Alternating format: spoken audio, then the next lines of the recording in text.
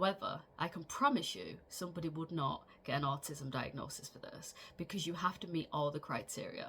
And something that I also noted at the end of my assessment was that she fundamentally had to identify that it impacts me to this day, and it has impacted me lifelong, as well as I had to have an informant report from, which was my mum, but anybody who's known you for that amount of time can do it, to show that this is not just a, I like the idea of that now, I've got one sensory difficulty that I struggle with, like loud noises, and I now meet the criteria.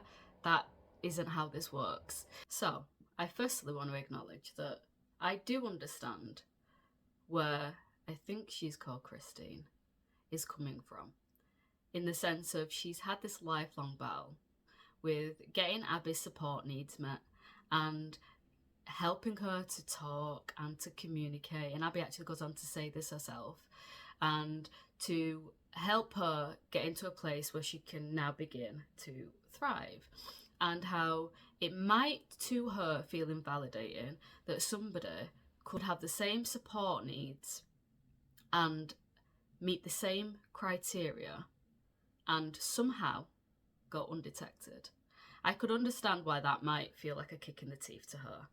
But the problem is that she can only see, and this is something that I really want to zone in on, she can only see it from her perspective.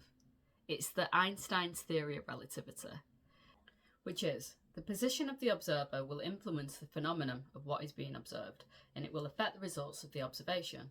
The unexamined assumptions of the scientist both determine and limit what he or she will discover. And this is true for everybody, by the way.